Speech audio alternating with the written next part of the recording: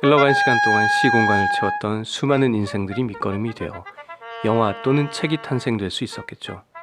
오늘도 영화 서점에 있는 숱한 인생 중에 한 권의 영화를 만나보겠습니다. 영화 속 인생 이야기를 나눠볼 감독님 모시겠습니다. 안녕하세요. 네, 안녕하세요. 오늘은 한 권의 영화에서 어떤 인생을 만나게 될까요? 오늘의 영화 속 주인공이 상상하는 것은 전부 현실이 돼요. 가끔씩 이건 이랬으면 좋겠다 같은 상상은 누구나 하는데 정말 우리 상상이 현실로 이루어지는 건 생각만 해도 흐뭇해지는 일이죠. 네, 1939년 제임스 서버의 단편 소설 월터 미티의 은밀한 생활이 이 영화의 모티브가 되었어요. 혹시 월터 직업이 상상을 해야만 하는 작가나 그런 계통의 예술가일까요? 그렇지는 않고요. 지극히 보통 사람인 월터인데요. 어느 잡지사에서 작가들의 사진을 관리하는 포토 에디터예요.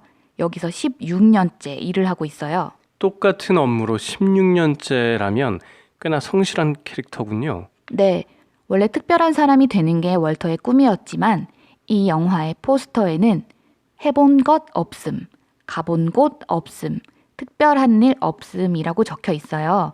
결국 월터는 현실에 충실한 사람이었던 거죠. 특별한 사람이고 싶었지만 직장 일 이외엔 해본 곳이 없었던 월터니까 잠깐씩 탈출구 삼아서 여행 가는 상상도 해보고 그랬던 것 아닐까요?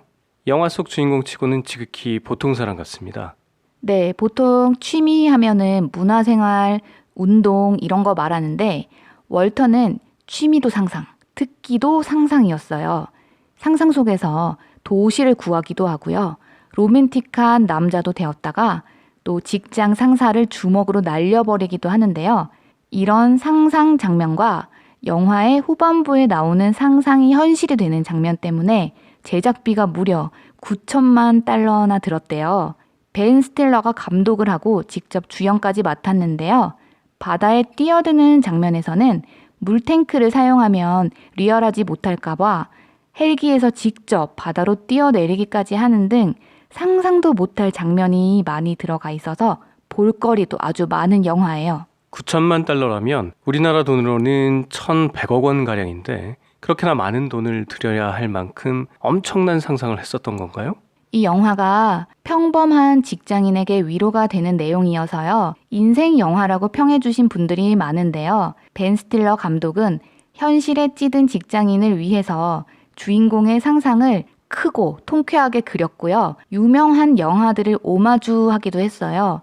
또 상상이 현실이 되는 장면에 리얼함들을 위해서 몸을 아끼지 않았고 전 세계를 돌아다니는 장면은 컴퓨터 그래픽 대신에 각 나라를 전부 다 방문을 했대요. 그래서 돈이 좀 많이 들었을 것 같고 하지만 그래서 또 굉장한 광경들을 영화에서 많이 볼 수 있어요. 일단은 평범하던 월터에게 위기가 오면서 영화가 시작되는데요. 요즘은 잡지도 온라인 잡지로 보니까 종이 잡지가 폐간하면서 위기가 와요. 마지막 폐간 잡지에 실릴 사진의 필름이 사라졌는데 유명한 사진작가 쇼니 보낸 25개의 필름 중에서 삶의 정수라는 제목의 마지막 필름이 사라진 거예요. 이 월터의 상사는 그것을 못 찾으면 당장 퇴사하라고 얘기를 해요. 그래도 16년이나 수고한 직원인데 겨우 사진 한 장 못 찾으면 퇴사를 하라니 조금은 가혹하다는 생각이 드는데요. 네, 월터 입장에서는 청천벽력이죠. 매번 일할 때마다 작든 크든 위기가 와도 상상 속에서 상사에게 펀치 한 방 날리고 스트레스 풀면 그만이었는데 16년간 단 한 번도 상상도 못한 퇴사 위기가 온 거예요. 툭하면 상상하던 월터는 이 일만큼은 상상으로 해결할 수 없다는 걸 인지하고 이 필름을 보냈다는 사진작가 숀을 만나러 출발해요. 특별한 사람이 되는 상상은 하면서도 현실에만 안주하던 월터가 처음으로 16년간 머물렀던 곳을 떠나 여정에 오르는군요. 그야말로 상상만 하던 것이 현실이 되는 순간입니다. 네, 맞아요. 월터는 실제 여행이 상상에 비해서 너무 힘들어서 정말 놀랐는데요. 자신이 찾으러 가고 있는 사람의 직업이 또 사진작가이다 보니까 발자취를 따라가다가 독특한 곳은 다 가게 되고 정말 아름다운 곳도 가게 돼요. 그린란드, 아일랜드, 히말라야, 아프가니스탄을 거치게 될 뿐만 아니라 눈앞에서 볼케이노까지 경험하기도 하고 흰 눈이 덮인 산, 또 깊은 바닷속, 정말 안 가보는 곳이 없어요. 여행을 자주 못 가시는 분들이라면 이 영화 속에서 아름다운 자연경관도 볼 수 있겠다 싶습니다. 내셔널 지오그래픽의 자연경관 못지않은 절경이라는 감상평도 많아요. 월터는 결국에 숀을 만나게 되지만 아쉽게도 숀은 원본을 갖고 있지 않았고 인화한 사진을 예전에 월터에게 보냈었다라고 해요. 필름 원본이 없는 숀에게서 더 이상의 기대를 할 수 없었던 월터는 이미 사진으로도 보냈다는 말에 기억을 더듬어 보는데요. 어렴풋이 오래전에 사진 하나를 지갑에 넣고 다녔던 게 기억이 났고 이 여행을 시작하면서 그 지갑을 버렸던 것도 기억이 났어요. 저런.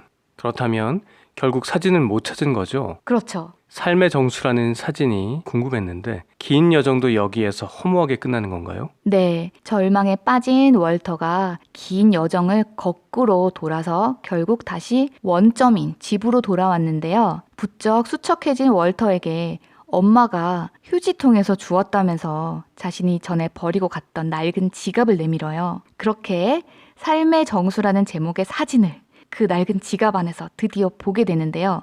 이 사진이 영화 주제와 가까워서 영화 속 장면에서 찾아보셨으면 좋겠고 명장면을 하나 알려드릴게요. 눈이 덮인 하얀 설산에서 눈표범이 나타나기만을 애타게 기다리며 긴 날을 카메라를 세팅해 두었던 숀 앞에 진짜로 눈표범이 나타나는 장면이 나오거든요.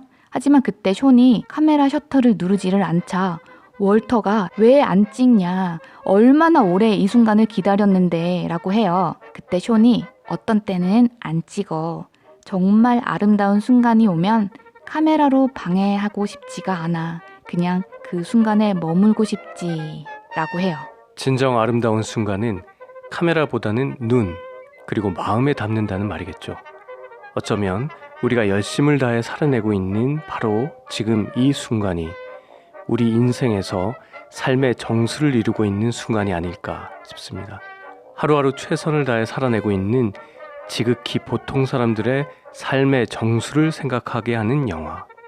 월터의 상상은 현실이 된다 였습니다.